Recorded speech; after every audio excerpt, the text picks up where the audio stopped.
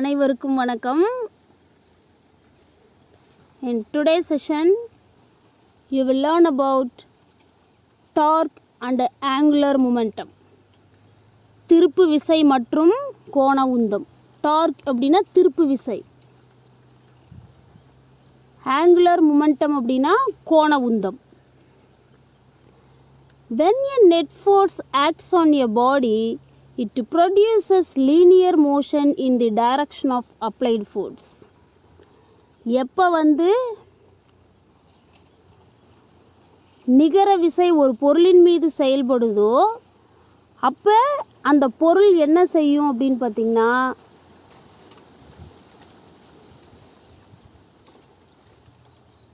அந்த விசையின் திசையிலேயே தன்னோட இயக்கத்தை மேற்கொள்ளும்.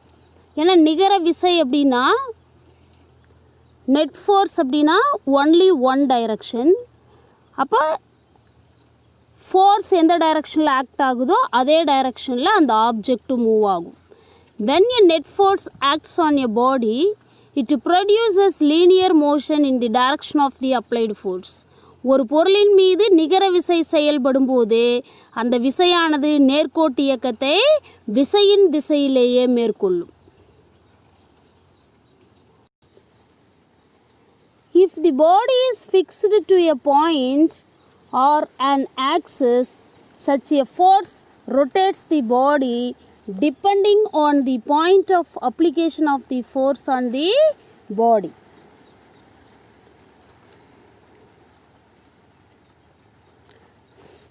ஒருவேளை பொருளானது ஒரு புள்ளியிலோ அல்லது ஒரு அச்சிலோ பொருத்தப்பட்டு இருக்குது அப்படின்னு எடுத்துக்கிட்டோம் அப்படின்னா,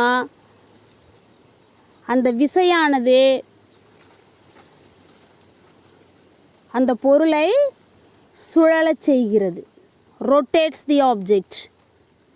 If the body is fixed to a point or an axis, such a force rotates the body depending on the point of application of the force on the body. பொருளானது ஒரு புள்ளியிலோ அல்லது அச்சிலோ பொருத்தப்பட்டுள்ளது எனில் அந்த விசையானது பொருளை சுழலச் செய்கிறது. ஒரு புள்ளியில் பொருத்தப்பட்டுள்ளதுக்கு எது உதாரணம் சொல்லலாம் அப்படின்னு பார்த்திங்கன்னா, ஊஞ்சல் தூரி இருக்கு இல்லையா, அதை உதாரணம் சொல்லலாம். இதுவே ஒரு அச்சில் பொருத்தப்பட்டுள்ளது அப்படிங்கிறதுக்கே நம்மளோட எர்த்தை எக்ஸாம்பிளாக சொல்லலாம், பூமியை சொல்லலாம். This ability of the force to produce rotational motion in a body is called torque or moment of force. The ability of the force to produce rotational motion in the body. ஒரு பொருளை சுழற்சி இயக்கத்திற்கு உட்படுத்துகிற விசையோட அந்த இயல்பு தான் என்ன அப்படின்னு பார்த்திங்கன்னா, டார்க் திருப்பு விசைன்னு சொல்கிறது, ஆர் மூமெண்ட் ஆஃப் ஃபோர்ஸ் அப்படின்னு சொல்லி சொல்கிறது.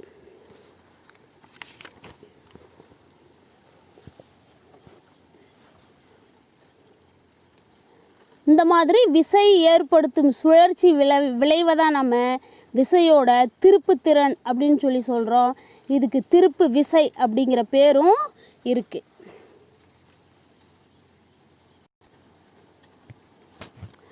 Examples for such motion are plenty in day-to-day life.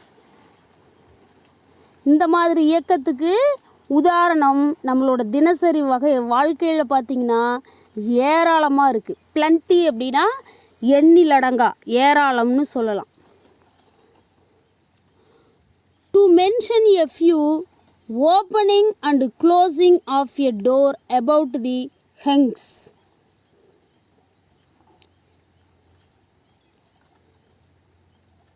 Heel, அந்த கதவுல பார்த்திங்கன்னா 3 இடத்துல அல்லது 2 இடத்துல அதை ஃபிக்ஸ் பண்ணியிருப்பாங்க. ஒரு ரொட்டேட் ஆகிற மாதிரி, ஃப்ரீயாக ரொட்டேட் ஆகிற மாதிரி நம்ம வீட்டில் இருக்கிற டோரில் விண்டோஸ்லலாம் அது இருக்கும். ஓப்பன் பண்ணும்போதும் விண்டோவை க்ளோஸ் பண்ணும்போதும் ஆர் டோரை ஓப்பன் பண்ணும்போதும் க்ளோஸ் பண்ணும்போதும் அந்த ஹீல் எந்த டைரக்ஷனில் டோரை ஓப்பன் பண்ணுறோமோ அதுக்கு ஆப்போசிட்டில் ரொட்டேட் ஆகும், பார்த்துருப்பீங்க. அதே மாதிரி turning effect of a nut using wrench, திருகி அல்லது கொரடா அப்படின்னு சொல்லுவோம், கேள்விப்பட்டிருக்கிறீங்களா? அதை வச்சு அந்த நட்டு மறையை கழட்டுறது, நட்டை லூஸ் பண்ணுறது, டைட் பண்ணுறது, இந்த ஸ்பேனர் வச்சு நட்டை லூஸ் பண்ணுறது, டைட் பண்ணுறது, இதெல்லாம் வந்து இந்த ரொட்டேஷனல் மோஷனுக்கு எக்ஸாம்பிளாக சொல்லலாம்.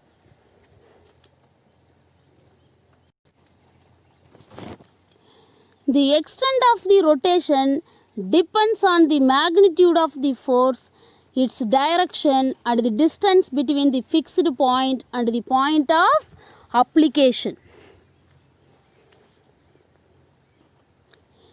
இந்த சுழற்சி வந்து எந்த அளவுக்கு நீடிக்கும், எக்ஸ்டென்ஷன் ஆஃப் தி ரொட்டேஷன் எவ்வளோ நேரம் வரைக்கும் அது சுழற்சி அடையும் அப்படிங்கிறது டிபெண்ட்ஸ் ஆன், யாரை சார்ந்து இருக்குது அப்படின்னு பார்த்திங்கன்னா மேக்னிடியூட் ஆஃப் தி ஃபோர்ஸ், விசையோட எண் மதிப்பு, இட்ஸ் டைரக்ஷன் விசையோட திசை, அதுக்கப்புறம் the distance between the fixed point and the point of application, அந்த பொருத்தி இருக்கிற புள்ளி இருக்குது இல்லையா, அந்த புள்ளிக்கும்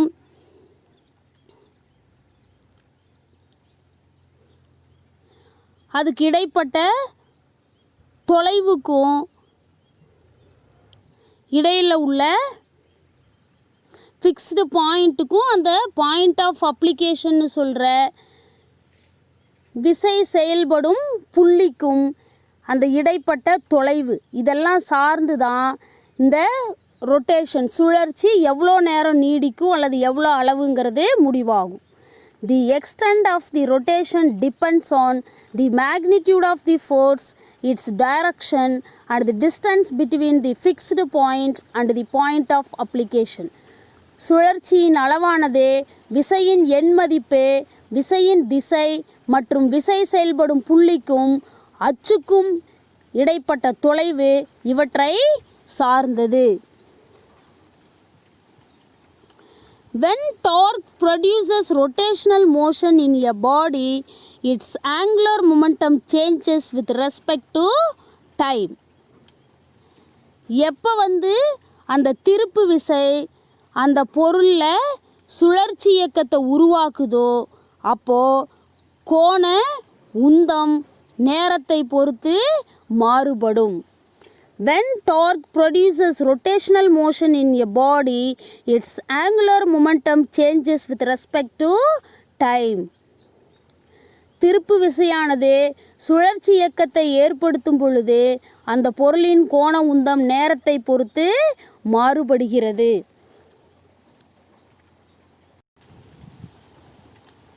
In this section, we will learn about the torque and its effect on the rigid body. இந்த பாடப்பகுதியில் நம்ம எதை பற்றி படிக்க போகிறோம் அப்படின்னு பார்த்திங்கன்னா திருப்பு விசை மற்றும் திண்ம பொருளின் மீது அல்லது திண்ம பொருட்களின் மீது அந்த திருப்பு விசையோட விளைவு ஆகியவற்றை பற்றி தான் நம்ம படிக்க போகிறோம். Definition of torque. திருப்பு விசையோட வரையறை. Torque is defined as the moment of the external applied force about a point or axis of rotation. The expression for torque is tau vector is equal to r vector cross f vector. இங்கே tau vector அப்படின்றது தான் symbol for torque அப்படின்னு சொல்கிறது. r vector அப்படின்றது position vector, f அப்படின்றது applied force in vector form. ரெண்டு வெக்டாரை வந்து கிராஸ் ப்ராடக்ட் பண்ணும்போது கிடைக்கிற மேக்னிடியூட் வந்துட்டு ஒரு வெக்டார் ப்ராடக்டாக தான் இருக்கும், ஒரு வெக்டார் குவான்டிட்டியாக தான் இருக்கும் அப்படின்றத கிராஸ் ப்ராடக்ட்லேயே நான் உங்களுக்கு சொல்லி கொடுத்துருக்கேன் இல்லையா. டார்க் அப்படின்னா எப்படி நம்ம டிஃபைன் பண்ணுறது அப்படின்னு பார்த்திங்கன்னா ஒரு புள்ளி அல்லது ஒரு அச்சை பொறுத்து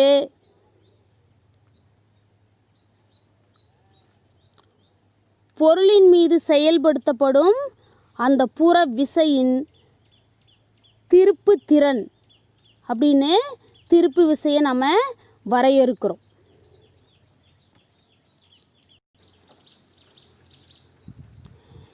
Where r vector is the position vector of the point where the force F vector is acting on the body as shown in the figure. இங்கே r vectorங்கிறது யார் அப்படின்னு பார்த்தீங்கன்னா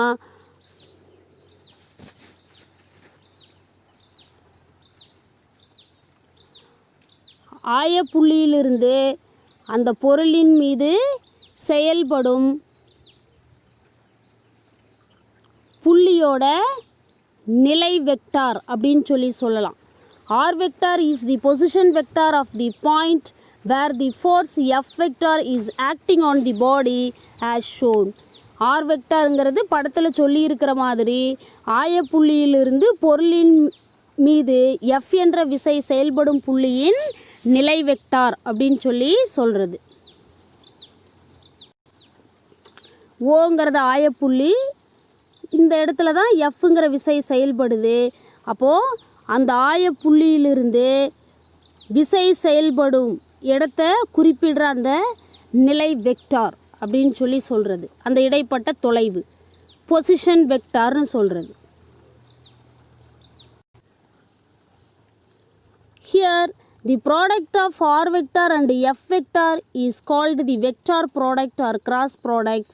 The vector product of two vectors results in another vector that is perpendicular to both the vectors.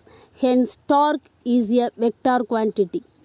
இங்கே பார்த்தீங்க அப்படின்னா product of r vector and f vector அப்படிங்கிறது vector product அல்லது cross product, குறுக்கு பெருக்கல் அப்படின்னு சொல்லலாம். ஏற்கனவே நம்ம படித்தது தான் the vector product of two vectors, இரண்டு வெக்டார்களோட குறுக்கு பெருக்கல் அப்படிங்கிறது அதனோட முடிவு பார்த்திங்கன்னா அனதர் வெக்டார், இன்னொரு வெக்டாராக தான் இருக்கும்.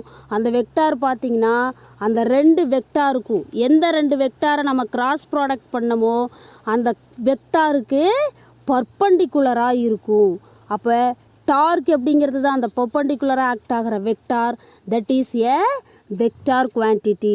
அதனால தான் நம்ம படித்தோம் tau vector is equal to R vector cross F vector. R வெக்டாரையும் எஃப் வெக்டாரை கிராஸ் ப்ராடக்ட் பண்ணும்போது நமக்கு கிடைக்கிறது இன்னொரு வெக்டாரு இந்த டவ் வெக்டார் அப்படிங்கிறது. இந்த டவ் வெக்டார் ஆர் வெக்டாருக்கும் எஃப் வெக்டாருக்கும் எப்போவுமே பர்பண்டிகுலராக தான் ஆக்ட் ஆகும். Torque has a magnitude rf sin theta and direction perpendicular to r vector and f vector. Its unit is Newton meter. ஏன்னா tau is equal to r cross fன்னு வரும்போது rங்கிறது position vector, unit metre, f அப்படின்றது applied force, unit newton. அப்போ unit of tau அப்படிங்கிறது newton metre. இங்கே டார்க்கோடைய magnitude எண் மதிப்பு பார்த்திங்கன்னா ஆர்எஃப் சைன் தீட்டா. ஃபோர்ஸோட வெர்டிக்கல் காம்பனண்ட்டு தான் டார்க்கு. அது வந்துட்டு இந்த ரெண்டு வெக்டாருக்கும் பர்பண்டிகுலராக ஆக்ட் ஆகும், செங்குத்து திசையில் இருக்கும். அதை எப்படி ஈக்குவேஷனில் எழுதுறது அப்படின்னு பார்த்தீங்கன்னா tau vector is equal to RF sine theta into N cap. இந்த என் கேப் அப்படிங்கிறது யூனிட் வெக்டார். இங்கே தீட்டா அப்படின்றது angle between R vector and F vector. R வெக்டாருக்கும் எஃப் வெக்டாருக்கு இடையில் இருக்கிற கோணம் தான் தீட்டா அப்படிங்கிறது. என் கேப்புங்கிறது unit vector in the direction of tau vector. N cap அப்படிங்கிறது டவ் வெக்டார் திருப்பு விசையின் திசையில் அலகு வெக்டார் அப்படின்னு சொல்கிறது. Torque is sometimes called as pseudo vector. சில நேரங்களில் பார்த்திங்கன்னா இந்த திருப்பு விசையை என்ன சொல்கிறோம் அப்படின்னு பார்த்திங்கன்னா போலி சூடோ அப்படின்னா போலி வெக்டார்னு சொல்கிறோம். இருக்குது ஆனால் இல்லைன்னு சொல்கிறோம்ல, அதுதான் அதுக்கு அர்த்தம். என்ன காரணம் அப்படின்னு பார்த்தீங்கன்னா as it needs to other two vectors r vector and f vector for its existence. இங்கே தீட்டா அப்படிங்கிறது ஆர் வெக்டாருக்கும் எஃப் வெக்டாருக்கு இடைப்பட்ட கோணம். என் கேப் அப்படிங்கிறது டவ் வெக்டாரின் திசையில் அமைந்த ஓரலகு வெக்டார். இங்கே திருப்பு விசை டவ் வெக்டார் அப்படிங்கிறது ஆர் வெக்டார் மற்றும் எஃப் வெக்டார் ஆகிய 2 வெக்டார்களில் இருந்து பெறப்படுவதால் இதனை சில நேரங்களில் வந்து போலி வெக்டார், சூடோ வெக்டார் அப்படின்னு சொல்லி சொல்கிறோம்.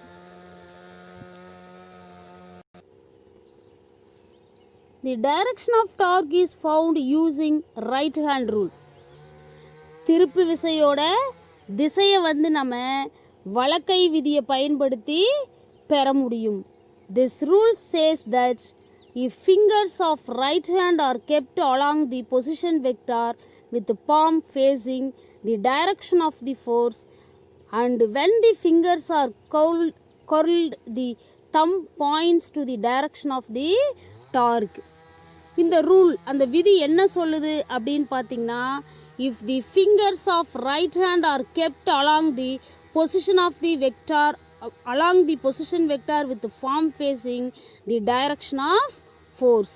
அப்படின்னா என்ன அர்த்தம்னு பார்த்தோன்னா, இந்த விதி என்ன சொல்லுது அப்படின்னா, வலது கையோட விரல்கள் நிலை வெக்டாரோட திசையில் உள்ளங்கை விசையின் திசையை பார்த்தவாறு வச்சுக்கிட்டோம் அப்படின்னா, when the fingers are curled, எப்போ வந்து நம்ம விரல்களை மடக்கிறோமோ அப்படி பண்ணும்போதே the thumb points to the direction of torque. அப்போ அந்த பெருவிரல் கட்டை விரல் வந்து என்ன செய்யும் அப்படின்னு பார்த்தீங்கன்னா, திருப்பு விசையின் திசையை குறிக்கும். நம்ம ரைட் ஹேண்டோட ஃபிங்கர்ஸ்லாம் இப்படி மடிச்சுக்கிட்டோம் அப்படின்னா, உள்ளங்கையை நோக்கி மடிச்சுக்கிட்டோம் அப்படின்னா, இந்த பெருவிரல் எதனோட திசையை குறிக்குது அப்படின்னு பார்க்கும்போதே திருப்பு விசையின் திசையை குறிக்குது. இதுதான் வலது உள்ளங்கை விதி அப்படின்னு சொல்லி சொல்கிறது. The direction of torque helps us to find the type of rotation caused by the torque. இந்த திருப்பு விசையோட திசை நமக்கு எதுக்கு ஹெல்ப் பண்ணுது, எதுக்கு உதவி பண்ணுது அப்படின்னு பார்த்திங்கன்னா, திருப்பு விசையினால் எந்த மாதிரியான சுழற்சி விசை உருவாயிருக்கு, எந்த மாதிரி சுழற்சி அந்த பொருளில் உருவாயிருக்கு அப்படிங்கிறத நமக்கு கண்டுபிடிக்கிறதுக்கு உதவி புரியுது. For example, if the direction of torque is out of the பேப்பரை விட்டு வெளிநோக்கி இருந்துச்சு அப்படின்னா, தாளின் தளத்திலிருந்து வெளிநோக்கி திருப்பு விசை செயல்படுது அப்படின்னா, டைரக்ஷன் ஆஃப் தி டார்க் வந்துட்டு outside of the paper அப்படின்னு காமிச்சது அப்படின்னா, then the rotation produced by the torque is anticlockwise. Torque வந்து தாளின் தளத்திலிருந்து வெளிநோக்கி இருந்துச்சு அப்படின்னா அதை 3 டைமென்ஷனலில் காமிக்க முடியாது. அப்போ அது டார்க் வந்துட்டு ப்ரொடியூஸ் பண்ண அந்த ரொட்டேஷன் வந்து ஆன்டி கிளாக் வைஸ் ரொட்டேஷன், கடிகாரம் உள் சுழலும் திசைக்கு எதிர் திசையில் சுழற்சி உருவாயிருக்குன்னு அர்த்தம். ஆன் தி அதர் ஹேண்ட், வேறு விதமாக சொல்லணும் அப்படின்னா, if the direction of torque is into the paper, உள்நோக்கி இப்படி இன்சைடு உள்நோக்கி இருந்துச்சு அப்படின்னா, then the rotation is clockwise rotation. உள்நோக்கி திருப்பு விசையோட திசை வந்து தாளின் தளத்திற்கு உள்நோக்கி இருந்துச்சு அப்படின்னா அந்த சுழற்சி அப்படிங்கிறது கடிகார முள்ளின் திசையில் அமையும்.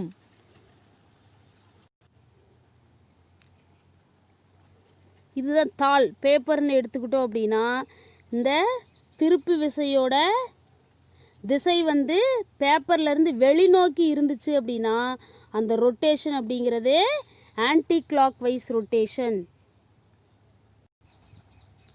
அதுவே இந்த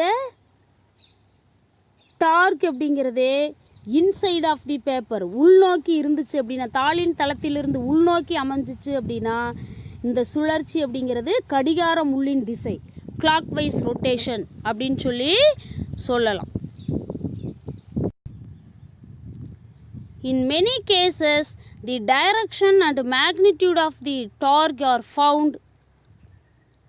நிறைய நிகழ்வுகளில் பார்த்தீங்க அப்படின்னா, திருப்பு விசையோட திசை மற்றும் எண் மதிப்பை எப்படி வருவிச்சிருக்கிறோம் அப்படின்னா, செப்பரேட்டாக நம்ம வருவிச்சிருக்கிறோம், தனியாக வருவிச்சிருக்கிறோம்.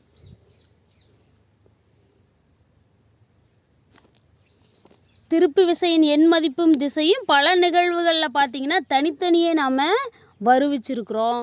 For direction we use the vector rule or right hand rule. திசையை கண்டுபிடிக்கிறதுக்கு வெக்டார் விதியை பயன்படுத்துகிறோம், இல்லைனா வலதுகை விதியை பயன்படுத்துகிறோம். For magnitude the scalar form use பண்ணுறோம்.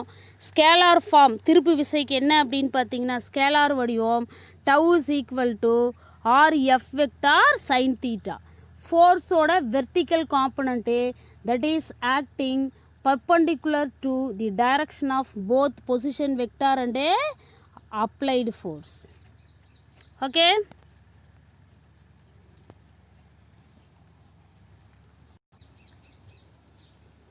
The expression for the magnitude of torque can be written into the two different ways by associating sin theta either with r or sin theta with f in the following manner.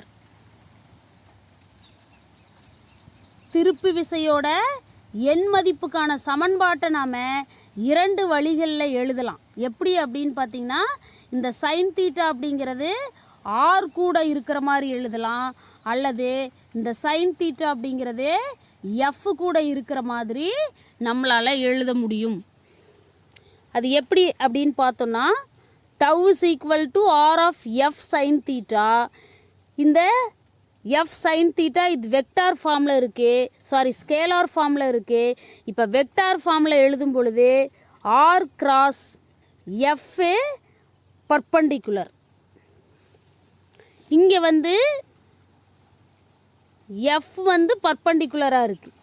அடுத்தது பார்த்திங்கன்னா r is equal to இந்த sign தீட்டாவை position vector கூட எழுதும்போது into F வரும்.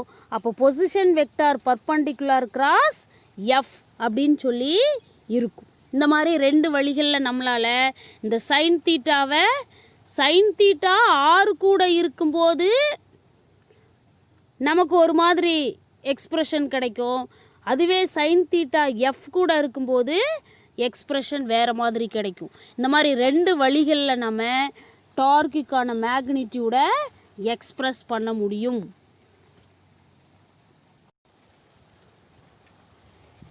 இங்கே F sine தீட்டாங்கிறது component of F vector perpendicular to the R vector. F sine theta அப்படிங்கிறது எஃப் வெக்டாரோட கூறு, இது வந்து ஆர் வெக்டாருக்கு செங்குத்தாக செயல்படும். அதான் அந்த பர்பண்டிகுலர் சிம்பிள் போட்டிருந்தோம்.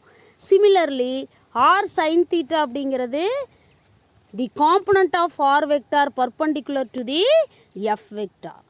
ஆர் சைன் தீட்டா அப்படிங்கிறது ஆர் வெக்டாரோட கூறு, அது எஃப் வெக்டாருக்கு செங்குத்தாக இருக்கும். எஃப் சைன் தீட்டா அப்படிங்கிறது எஃப் வெக்டாரோட கூறு, இது என்ன செய்யுது அப்படின்னா ஆர் வெக்டாருக்கு பர்பண்டிகுலராக இருக்குது.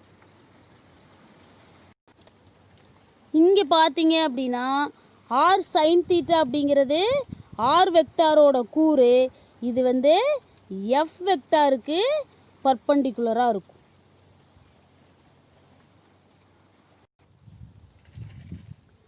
Based on the angle theta between r vector and f vector, the torque take different values. r வெக்டாருக்கும் f வெக்டாருக்கு இடையில் இருக்கிற கோணத்தை பொறுத்து இந்த திருப்பு விசை அப்படிங்கிறது வேறு வேறு மதிப்புகளை பெறும். அது என்ன மதிப்புகள்னு பார்த்துடலாமா?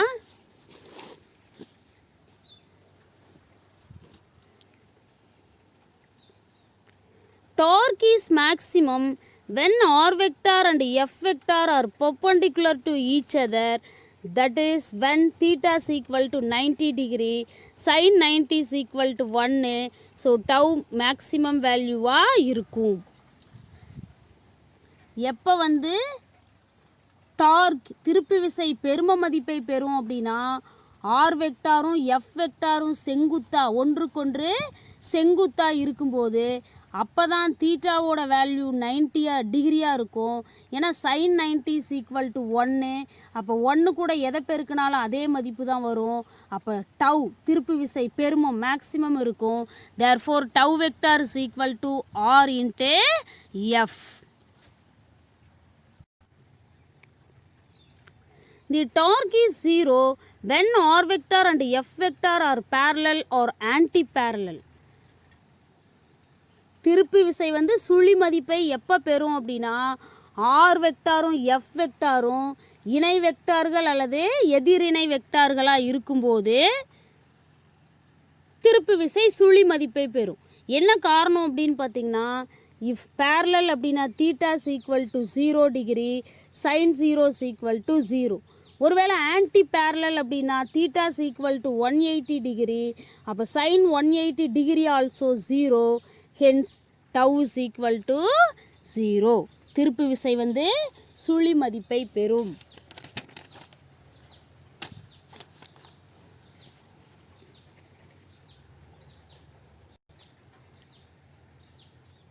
Torque is 0 if the force acts at the reference point, that is r vector is equal to 0, therefore tau is equal to 0.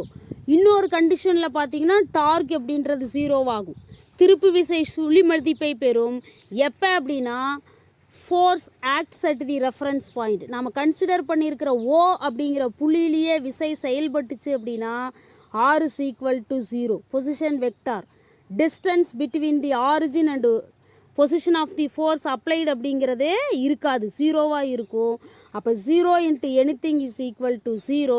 That is why tau vector is equal to 0. திருப்பு விசை சுழியாக இருக்கும்.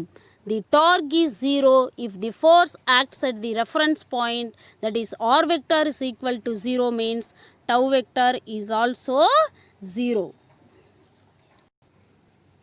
இந்த ஃபஸ்ட்டு கேஸில் பார்த்தீங்க அப்படின்னா R வெக்டாருக்கும் F வெக்டாருக்கும் இடையில் இருக்கிற ஆங்கிள் வந்து 90 டிகிரி. அப்படி இருக்கும்போது டவ் வந்து மேக்ஸிமம் வேல்யூ பெற்று இருக்குது. அடுத்தது இந்த கேஸில் பார்த்தீங்கன்னா ஆர் வெக்டாரும் பொசிஷன் வெக்டாரும் பேரலல் சேம் டைரக்ஷனில் ஆக்ட் ஆகுது. Parallel that is theta is equal to 0 degree. அப்போ sine 0 0, therefore tau is equal to 0. அடுத்தது தேர்ட் கேஸில் பார்த்தீங்கன்னா ஆர் வெக்டாரும் எஃப் வெக்டாரும் antiparallel acting opposite to one another. அப்போ theta is equal to 180 degree. அப்போ sine 180 also 0, therefore tau is equal to 0. அடுத்து வந்துட்டு இந்த ஃபோர்ஸ் வந்து ஆரிஜின், இந்த தொடக்க புள்ளி ஆரிஜின்லேயே செயல்பட்டுச்சு அப்படின்னா ஆரோட values equal to 0. That is why tau vector is equal to 0. All of you got my point? Okay, இது வரைக்கும் நம்ம என்ன படிச்சிருந்தோம் அப்படின்னா டார்க் அபவுட் அ பாயிண்ட் படிச்சிருந்தோம். இப்போ டார்க் அபவுட் அண்ட் ஆக்சிஸ் படிக்க போகிறோம். ஒரு புள்ளியை பொறுத்து திருப்பு விசை படித்தோம். இப்போ ஒரு அச்சை பொறுத்து திருப்பு விசை என்ன அப்படிங்கிறத படிக்க போகிறோம். In the earlier section we have dealt with the torque about a point. இப்போ இதை தான் நான் சொல்லி முடித்தேன். In this section we will deal with the torque about an axis. ஒரு அச்சை பொறுத்த திருப்பு விசையை பற்றி படிக்கிறதுக்கு let us consider a rigid body capable of rotating about an axis AB as shown in the figure. ஒரு திண்ம பொருளை நம்ம கன்சிடர் பண்ணிக்கிறோம். அந்த திண்ம பொருள் ஏபி அப்படிங்கிற அச்சை பொறுத்து சுழற்சி அடைவதாகவும் கருத்தில் எடுத்துக்கிறோம். Let the force F acts at a point be on the rigid body. அது மட்டும் இல்லாமல் எஃப் அப்படிங்கிற விசை அந்த திண்ம பொருளோட பிங்கிற புள்ளியில் செயல்படுறதாகவும் கன்சிடர் பண்ணிக்கிறோம். அப்போது தி force F may not be on the plane ABP. அப்போது இந்த விசை எஃப் அப்படிங்கிறது ஏபிபி அப்படிங்கிற தளத்தின் மீது செயல்படாமல் கூட இருக்கலாம். we can take the origin O at any random point on the axis AB. இப்போ AB அப்படிங்கிற அச்சில் எதே ஒரு புள்ளியில் நம்ம என்ன பண்ணுறோம் அப்படின்னு பார்த்திங்கன்னா ஓங்கிற தொடக்க புள்ளியை கருத்தில் எடுத்துக்கிறோம். Let us consider a rigid body capable of rotating about an axis AB as shown in the figure. Let the force F acts at a point P on the rigid body. The force F may not be on the plane ABP. We can take the origin O at any random point on the axis AB.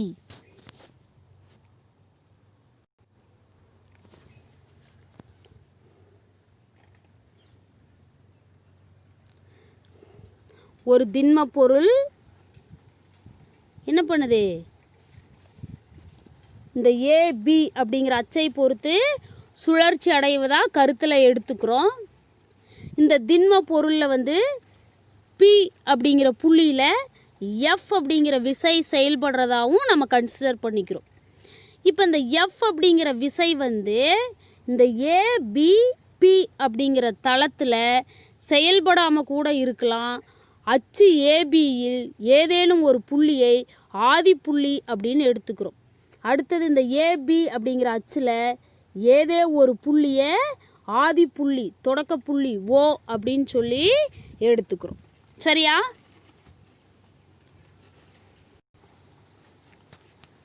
The torque of the force F vector about O is tau vector is equal to R vector cross F vector. ஓ அப்படிங்கிற புள்ளியை பொறுத்து F வெக்டாரோட திருப்பு விசை பார்த்திங்கன்னா tau vector is equal to R vector cross F vector. The component of the torque along the axis is the torque of F vector about the axis.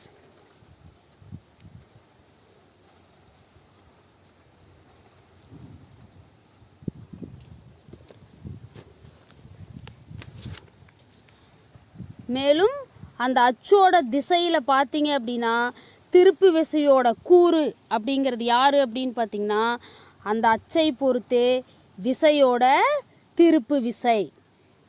To find it, அதை வந்து நம்ம கண்டுபிடிக்கணும் அப்படின்னா கண்டறியணும் அப்படின்னா find out பண்ணணும் அப்படின்னா we should first find the vector r vector is equal tau vector is equal to r vector cross f vector and then find the angle phi between r and ab. இப்போ அதை find out பண்ணணும் அப்படின்னா நம்ம என்ன செய்யணும் அப்படின்னா first வந்து டவு வெக்டாரை கண்டுபிடிக்கணும். அதுக்கப்புறம் டவுக்கும் ஏபிக்கும் இடையில் இருக்கிற ஆங்கிள் ஃபையை கண்டுபிடிக்கணும். The torque about AB is parallel component of the torque along the AB, which is modulus of R vector cross F vector cos phi.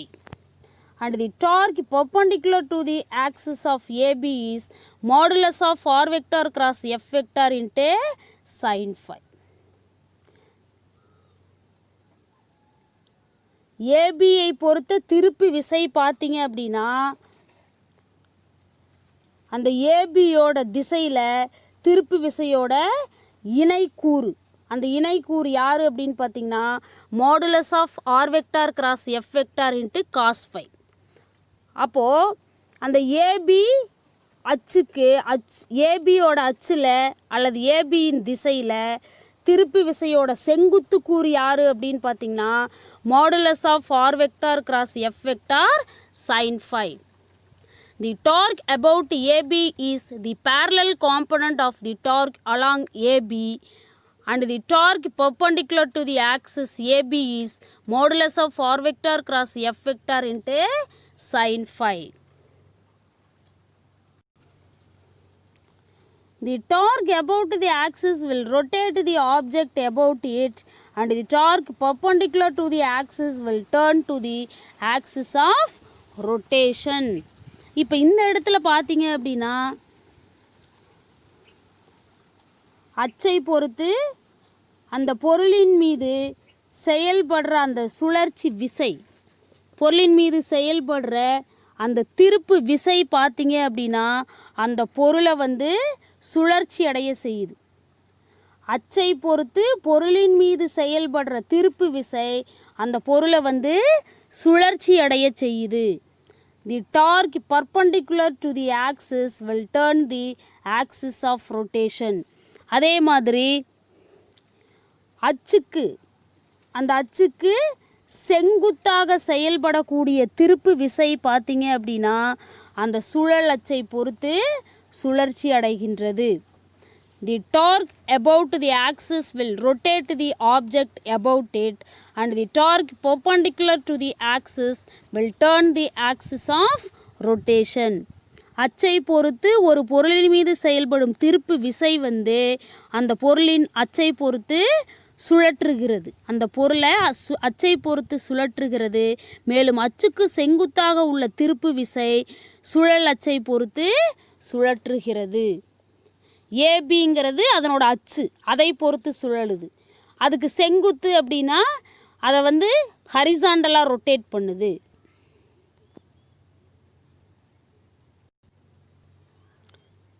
When both exist simultaneously on the rigid body, the body will have a precision.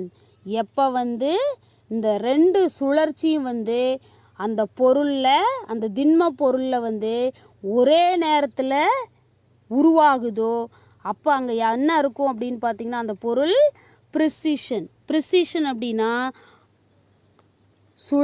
அச்சு சுழற்சியை மேற்கொள்ளும். When both exist simultaneously on a rigid body, the body will have a precision. எப்போ வந்து இந்த இரண்டும் ஒரே நேரத்தில் திண்ம பொருளின் மீது செயல்படுதோ அப்போ அந்த பொருளானது அச்சு சுழற்சியை மேற்கொள்ளும். One can witness the precisional motion in a spinning top when it is about to come to rest. Spinning top அப்படின்னா சுழலும் பம்பரம் கேள்விப்பட்டிருப்பீங்க. இதை வந்து நம்ம ஒரு சாட்சியாக எடுத்துக்கலாம், உதாரணமாக சொல்லலாம். அந்த அச்சு சுழற்சி இயக்கத்துக்கு உதாரணமாக சொல்லலாம். எப்போ அப்படின்னா அந்த சுழலும் பம்பரம் வந்து ஓய்வு நிலைக்கு வரும்போது. One can witness the precisional motion in a spinning top when it is about to come to rest. சுழலும் பம்பரம் ஒன்று ஓய்வு நிலையை நெருங்கும் போது அல்லது ஓய்வு நிலைக்கு வரும்போது அச்சு சுழற்சியை மேற்கொள்ளும் அப்படிங்கிறத ஒரு உதாரணமாக எடுத்துக்கலாம். அதை வந்து இந்த படத்தில் சொல்லியிருக்கோம். சுழல்ற பம்பரம் வந்து பாருங்கள் ஓய்வு நிலைக்கு சுழன்று முடித்து ஓய்வு நிலைக்கு வரும்போது அதனோட நிறை வெயிட் வந்து mg வெர்டிக்கலி டவுன்வேர்டில் ஆக்ட் ஆகுது. அப்போ இது ரொட்டேட் ஆகிட்டு ரெஸ்ட் ஸ்டேட்டுக்கு வரும்போது இட் வில் கெட் ப்ரிசிஷன், அச்சு சுழற்சியை மேற்கொள்ளும். The study of precession is beyond the scope of higher secondary physics course. அச்சு சுழற்சியை பற்றி விளக்கிறது அப்படிங்கிறது இந்த மேல்நிலை இயற்பியல் வகுப்பில் வந்து இயற்பியல் வகுப்புக்கு அப்பாற்பட்டது. இதை வந்து ஹையர் ஸ்டடீஸில் தான் நம்ம படிக்க போகிறோம்.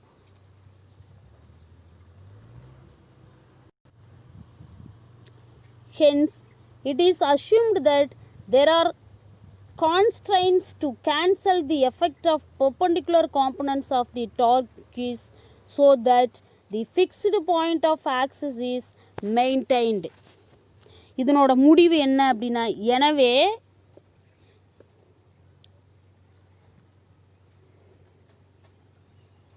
அந்த திருப்பு விசையோட செங்குத்து கூறுகளை வந்து நம்ம நீக்கணும் அப்படின்னா, செங்குத்து கூறுகளோட விளைவை வந்து நம்ம நீக்கணும் அப்படின்னா சில வரம்புகளை நம்ம கருதினால சுழல் சுழற்சி அடையாமல் ஒரே அச்சில் நிலை பெற்று இருக்கும்.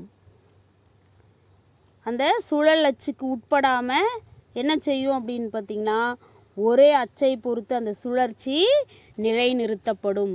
Hence it is assumed that there are constraints to cancel the effects of perpendicular components of the torque so that the fixed position of the axis is maintained. எனவே திருப்பு விசைகளின் செங்குத்து கூறுகளோட விளைவை நீக்குவதற்கு சில வரம்புகளை நாம் கருத்தில் எடுத்துக்கிட்டோம் அப்படின்னா சுழற்சி அடையாமல் ஒரே அச்சில் நிலை பெற்று இருக்கிறது.